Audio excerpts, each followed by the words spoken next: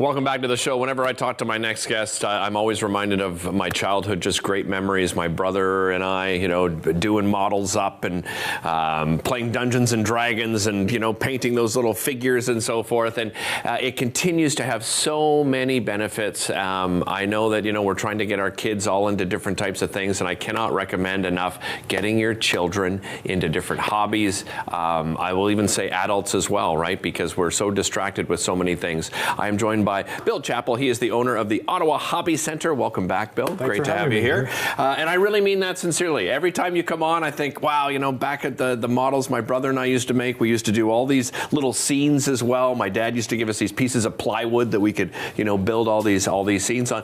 You're coming up to what, 38 years now? 38 years in the spring, yeah. Amazing. Congratulations, Thank you, Bill. thank you. Congratulations.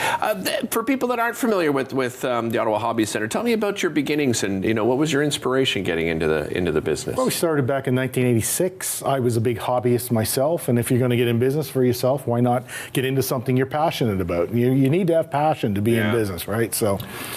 And I found, as I say every time I come on, I sell this stuff to make a living, but now I'm finding a big component is to sell the idea of doing it. Right. Because there's a lot of benefits to doing hobbies besides just the fact I make money, the fact that you get enjoyment, pleasure, stimulation, hand skills, all kinds of benefits from and you've mentioned it before too. I started off with those, childhood memories, but it's good for all ages. And you've talked about this before about, even working with veterans, for instance, right, over the years. Yeah, people that have PTSD and stuff, gives them focus, gives them accomplishment.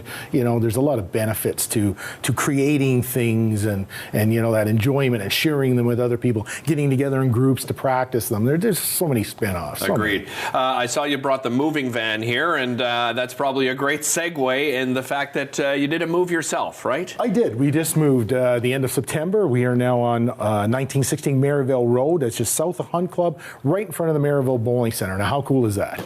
I said to you, what a great spot, right? Families going bowling. Hey, wait a minute, kids, let's head over to the Hobby Center before or after our game of bowling. And you brought some of the pieces here that we're going to see at a festival that's coming up over the weekend, right? The Hobbies and Pastimes Festival. Okay. It's in Aylmer, Quebec. It's at the Galleries Mall. Yeah. So you go up to the end of Island Park, hang a left on the Rue Principale. It's, I think, 191 Rue Principale. Yeah.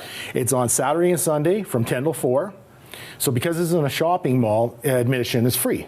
So all ages, it's free. Fantastic. I really encourage people to go to this because if you're thinking about a hobby, if you're thinking about doing model trains or anything like that, here's the clubs, here's the stuff. You can see it, talk to people that do it, and learn all about it. So the idea being there's just sort of kiosks throughout the entire mall. You just wander up and down. Big giant train layouts. So we have train layouts of all scales. So say you're thinking about a train set. Right. Do you want to go the little guy? Do you want to go the big guy? You can see these things all laid out, how much space they take. Talk to the guys, get the pros and cons, and decide what's right for you. Yeah, and it's important to see the different scales too, right? Because I think for a lot of us when we see those shows that perhaps on TV or in film, and you have the person's entire basement right filled up. You don't have to go to that extent. You brought some Lego along with you here as well, right? Which people probably didn't recognize right away that this was Lego. Yeah, huge Lego display going to be there. Parlugment, they're called. Parliament Lego Users Group, I think they're called. Really? Okay. So you'll see Lego trains, Lego buildings, Lego everything.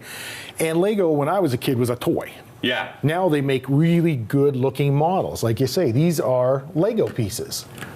So, as a hobbyist, we look at them more from the modeling side, and we think if you do this, well, you could do this. Right. Or do this. Right. It's a gateway. So tell me, so the difference between sort of the Lego and this is sort of your traditional model where, the glue and the paint and all that great stuff, right? Detail and all that. Like, these are nice looking models, but at the end of the day, they're still Lego. Yeah. These things, you can make them as real as you like. There'll also be collectibles there. That's just an example of a die-cast car. They'll be there for sale. There'll be toys and little figures. There's usually comic books show up. Right. Games, family games, everything depends who shows up, but there'll be a lot of variety. Bug collectors. You see these bugs, Really? The bugs. That's amazing. Pins. Crazy collections of pins. So anything you're into. There's been luthiers there with their violins. There's Now, my advice to you is look at Sunday. Okay. The weather forecast sounds really bad for Saturday, but it is a 2-day event, so maybe plan for the Sunday.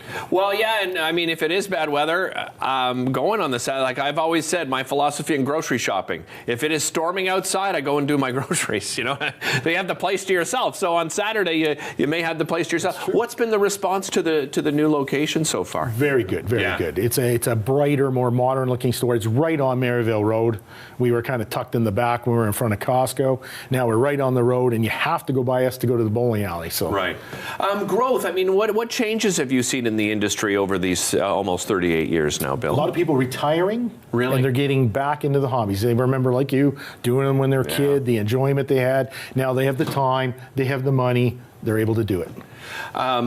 Over the holiday season, what was popular? What did you see flying off the shelves at the center? A little bit of everything. We sold a lot of models. We sold a lot of trains.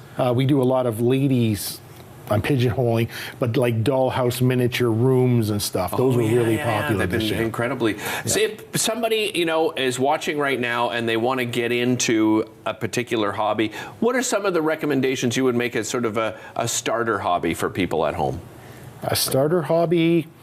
It sort of depends what you're interested in. Like, do you want to be doing a model train? Do you want to build models? Do you want to build them out of wood? Do you want to build them out of plastic? You kind of get an idea of what you want, and then we can guide you. Or, like I say, come to this show and talk to the people that do it.